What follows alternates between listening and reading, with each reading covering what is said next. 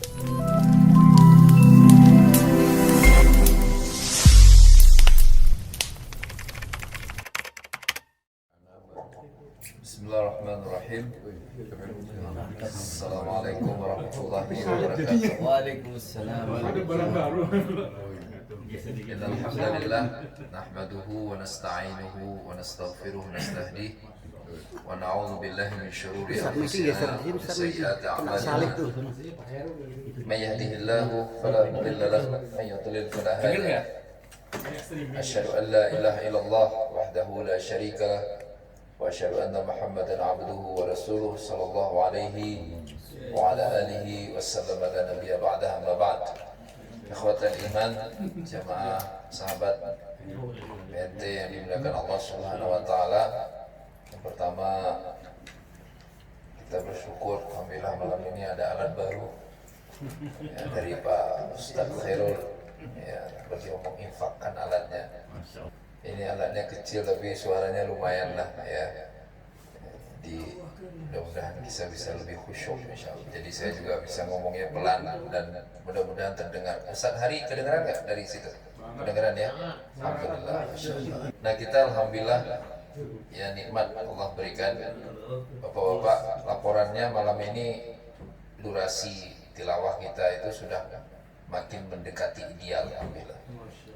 Jadi tadi Pak Khairul pakai stopwatch sudah 57 menit, 1 juz setengah ya, saya pernah sampaikan antum 1 juz itu bisa sampai 30 menit kalau memang sangat lancar ya, berarti kita kan tadi tilawahnya 1 juz setengah, nah idealnya itu sampai ke 45 menit ya, tapi ini sudah 57 menit, jadi insya Allah hanya beberapa belas menit lagi kita sudah sampai ke waktu yang ideal.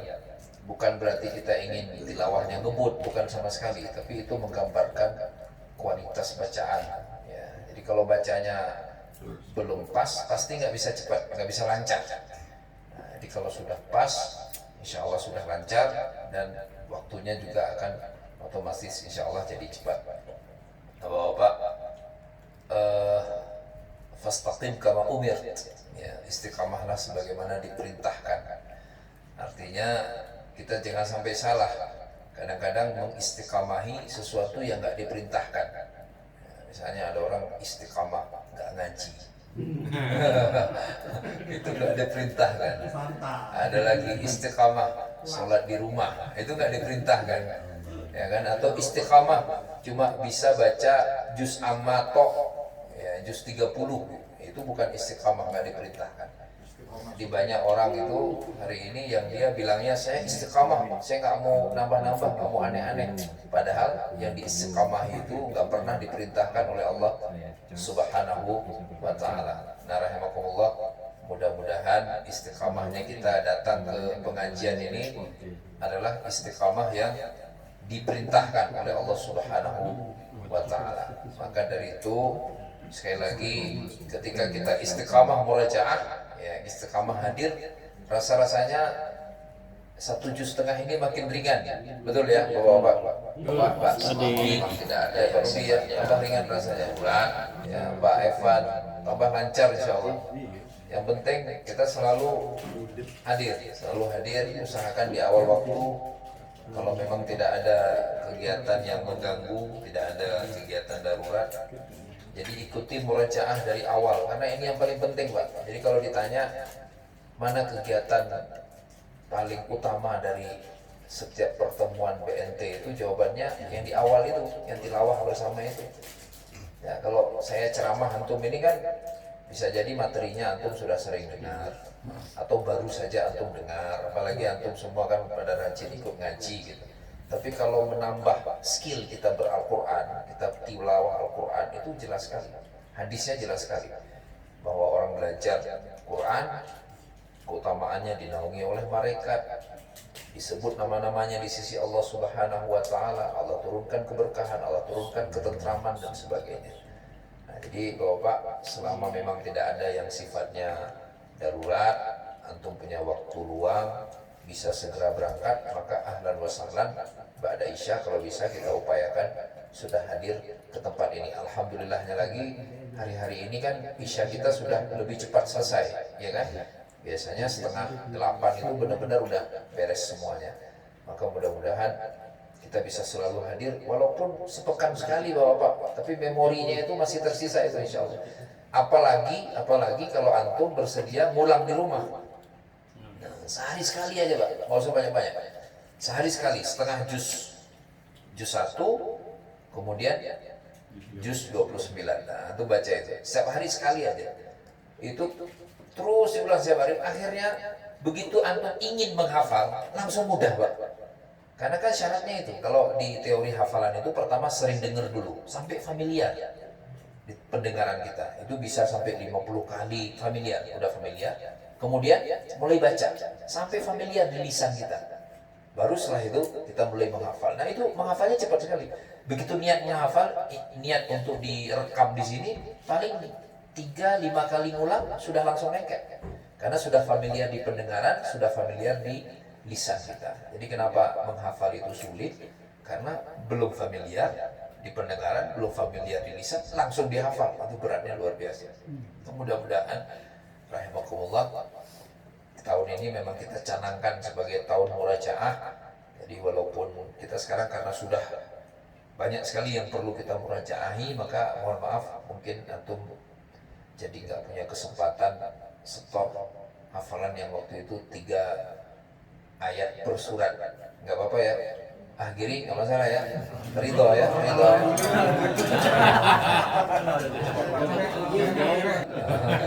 Nah Mbak, ini ada sababun nuzulnya. Jadi dulu orang-orang musyrik itu ngobrol di antara mereka mempertanyakan tentang kebenaran hari kiamat. Apa mungkin akan ada hari kiamat, hari kebangkitan? Mereka saling ngobrol. Jadi bertanya, tapi bertanya ngecek, isinya sindiran. Emang bisa ya? Kok bisa sih Muhammad ngasih tahu kita bakalan hidup lagi setelah kita jadi tulang belulang? Nah itu maksudnya amma yatasaalun. Jadi di internal mereka saling bertanya-tanya, tapi bertanya-tanya itu bukan ingin tahu, tapi bertanya-tanya ingin menyindir, menjelek-jelekkan Rasulullah SAW. Amma yatasaalun anin naba'il azim. Akhirat itu naba'al azim, berita besar. Kenapa berita besar? Karena menurut mereka kalau beneran sampai kita dibangkitkan, berarti terus kita harus jawab apa dong di hadapan Tuhan? Jadi hati kecilnya sebenarnya mereka mengakui bahwa mereka nggak siap untuk hari kebangkitan, hari pertanggungjawaban. Nah jadi rahimakumullah, artinya pelajarannya langsung, berarti kita jangan kayak mereka. Jangan sampai kita tiap hari diperdengarkan tentang akan adanya hari kiamat, tapi hati kita nggak sepenuhnya percaya, nyantai-nyantai aja. Ya, dikasih tahu akan ada hari kiamat, tapi malah yang kita persiapkan hari dunia terus. Ya, padahal akan ada hari di mana kita terpisah dengan semua dunia yang kita miliki ini. Bahkan baju yang kita punya ini nggak boleh dipakai kan. Antum bayangkan itu orang meninggal di tempat. Cobalah kalau kita datang, bagusnya kalau ngelayat dengan rame-rame Bapak-bapak, biar ngerasa kita. Coba tuh, dia bangun rumah SHM atas nama dia, nggak ada ditidurkan di rancangnya, tidurin di ruang tamu. Ya, kemarin saya yang ada saudara itu terkenalan yang bangun masjid, Masya Allah masjid besar sekali, berharta lah. Begitu meninggal, itu ya kasur aja ditaruh di ruang tamunya. Bayangkan kalau masih hidup bernyawa, cukup bernyawa saja, hatta beliau pingsan, gak bakalan ditidurin di lantai, beralaskan kasur biasa. Sebegitu berharganya nyawa kan. Begitu gak ada nyawanya, selesai, ditaruh kasur spray biasa.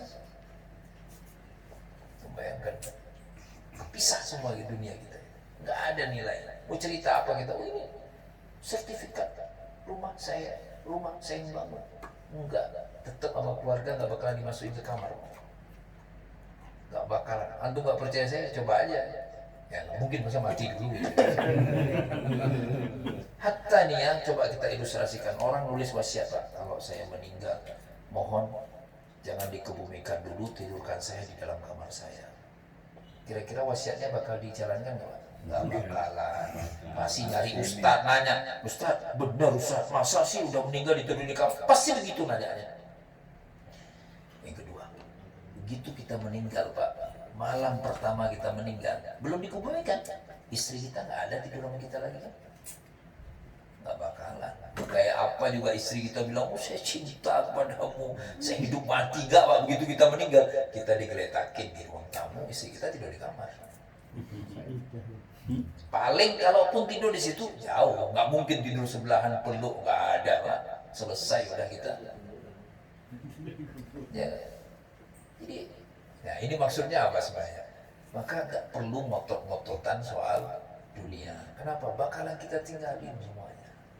Baru aja ditalqin, baru sakaratul maut, langsung dipisahin semua, langsung datang keluarga apa?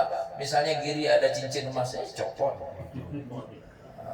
Tapi mudah-mudahan kita nggak pakai emas kan haram kan? Ya, baju dilepas, semua dilepas. Udah selesai semuanya. Atau bisa bayangkan, udah selesai semuanya. Di rahimakumullah. Maka yang harus kita ngotot itu akhirat. Amalnya yang harus kita ngotot. Amal yang bisa menjadi modal untuk menghadap Allah Subhanahu wa taala. Kepemilikan itu enggak penting sama sekali. Terus kalau kita memiliki berdosa enggak? Ya enggak. Itu konsekuensi dari usaha yang kita lakukan di dunia ini kan. Ya, kita kerja jadinya kita memiliki, kita beraktivitas jadinya memiliki, kita bersahabat jadinya punya teman kan gitu kan. Ya, jadi kita punya macam-macam dan itu enggak haram di dalam Islam. Cuma yang harus kita sadari betul bahwa itu semua enggak akan kita bawa mati. Yang akan kita bawa hanyalah amalnya.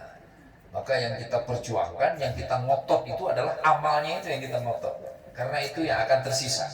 Jadi misalnya sebagai suami, amal mendidik, melindungi, mengayomi, mengarahkan istri kita. Sebagai ayah, amal mendidik anak. Ya kan? Sebagai sahabat, amal berbuat baik kepada sahabat. Jadi yang kita kejar itu adalah amalnya. Apa amal saya? Atau dalam bahasa kita sering disebut dengan istilah apa peran saya? Apa yang sudah saya lakukan? Jadi pertanyaan kita selalu gitu, apa yang sudah saya lakukan? Apa yang sudah saya lakukan? Maka kalau pertanyaannya seperti itu, jadi mudah untuk fastabiqul khairat, pasti akan berlomba-lomba terus. Ya. Nah kemudian, rahimakumullah, di surah An-Naba ini, Bapak, banyak sekali ayat-ayat ilmiah sebenarnya. An-Nabi'il alim alladhi hum fi mukhtalif kalla sa'lamu thumma kalla sa'lamu alam naj'alil arda mihada. Bukankah kami telah menjadikan bumi itu terhampar? Terhampar itu maksudnya bukan terhampar kayak gini, bukan Pak. Dia tenang, bisa dijadikan sebagai tempat tinggal. Baru kan sekarang orang naik ke bulan, naik ke langit, kemana-mana. Teknologi sudah canggih, tapi mereka belum menemukan tempat yang mihada seperti bumi. Yang dia bisa bangun rumah di atasnya, orang bisa berjalan. Nggak ada kan? Bumi ada gravitasi. Belum tentu di tempat lain ada gravitasi. Gimana kita mau hidup? Melayang-layang, gimana hidup? Nggak bisa. Itu baru satu aspek saja, belum lagi kualitas kontur tanahnya dan sebagainya. Jadi bumi itu mihada. Dulu mereka hanya memahami, oh mihada, oh iya kita bisa hidup enak. Dulu belum ada pembanding. Sekarang ada ilmu pengetahuan, manusia sudah canggih, bisa kemana-mana, bisa ke planet yang lain. Akhirnya terbukti sampai detik ini belum ada mihad. Yang ada berita-berita aja yang kita dengarkan, ada kemungkinan canggih, tapi ada, bagus, tempat tinggal manusia, tapi risetnya belum tuntas. Berikut digali, nggak ada air. Gimana mau mihada nggak ada air? Ada air, tapi nggak cukup. Cuma bumi, Pak. Alam naj'alil arda mihada. Pertanyaannya, untuk siapa Allah sediakan? Allah siapkan bumi seperti sekarang ini untuk manusia. Jadi biar kita nurut sama Allah Subhanahu wa ta'ala. Jadi ini semua melihat diri kita nih, rumah, kita bangun rumah ini kan karena buminya bisa dibangun rumah di atasnya. Kalau kita tinggal di sebuah lokasi, di komplek atau di mana, karena Allah sediakan air. Coba kalau nggak ada air, ya. Alam naj'alil arda mihada wal jibala autada wa tid. Kasar. Gunung itu kuat sekali menancap ke dalam bumi. Dulu dipahami bencana alam apapun belum pernah ada yang menggeser gunung, sekedar itu saja. Karena mungkin besar. Sekarang begitu diriset, ternyata ketinggian gunung itulah kedalamannya. Ya, kalau gunung tingginya 2000 meter, maka akarnya 2000 meter. Autada, ayat ini. Wal jibala autada. Wa khalaqnakum azwaja. Dan kami menciptakan kamu berpasang-pasangan. Riset juga. Baru sekarang manusia sadar beneran. Dulu mereka memahami bahwa manusia laki perempuan. Tapi sekarang setelah diriset ternyata semuanya berpasangan. Masya Allah. Semua jenis makhluk ada pasangannya. Jadi ayat ilmiah lagi. Khalaqnakum. Enggak, bukan berarti giri bukan makhluk, Pak. Makhluk giri.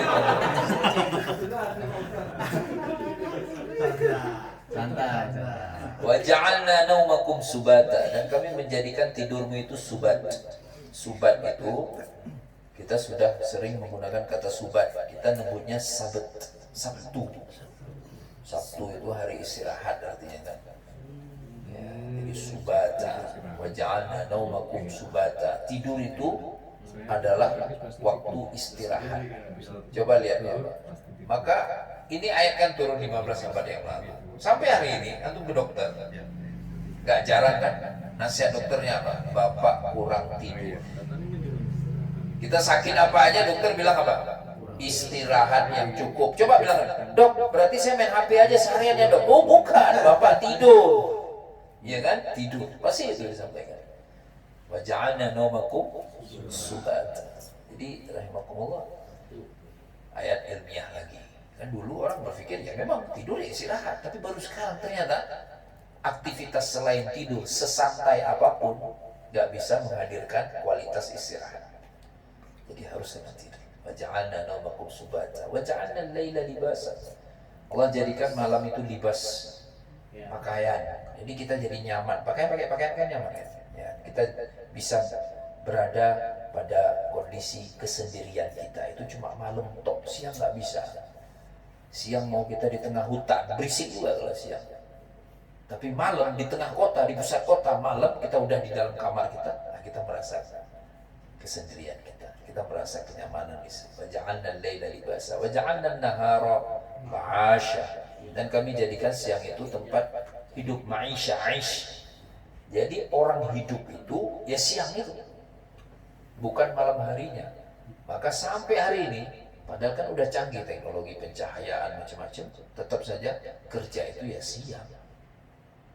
Betul kan? Harusnya kan udah canggih, dibalik kan?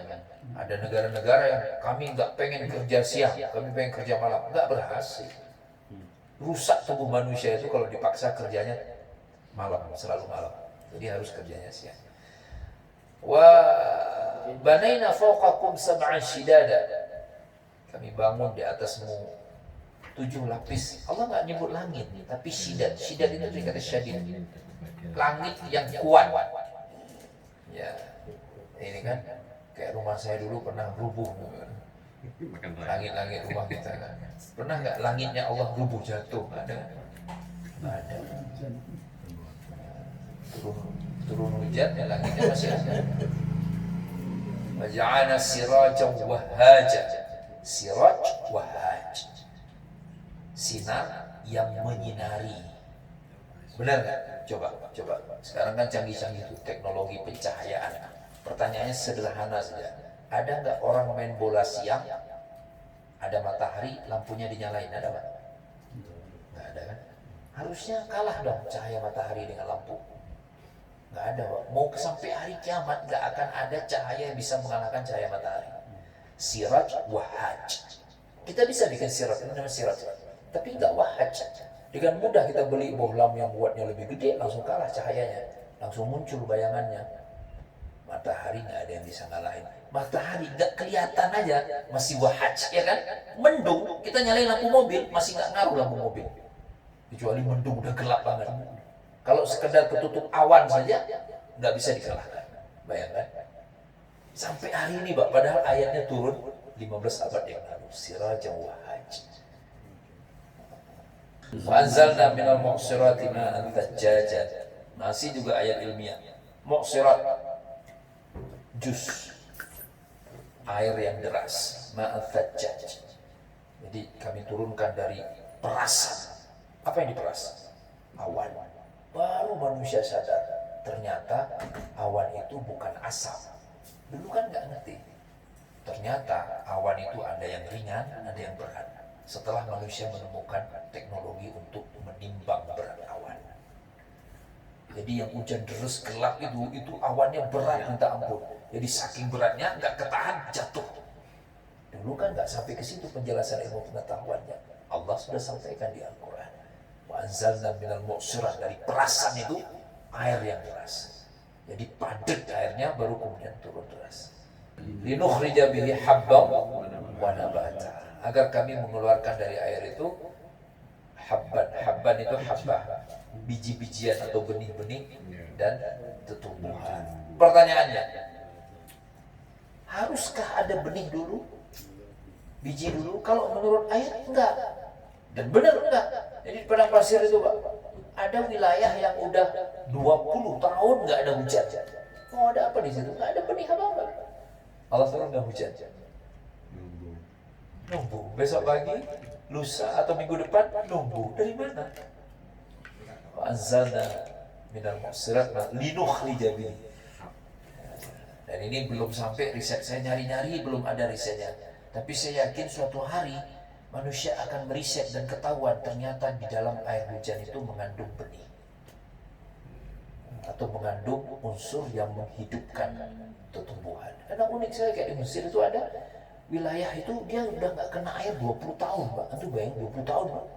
Ada yang masih bisa hidup? Nggak ada lagi. Udah nggak ada kehidupan. Wala kadal padang pasir, wala apa semua nggak ada. Tiba-tiba turun hujan, nunggu seminggu keluar rumput.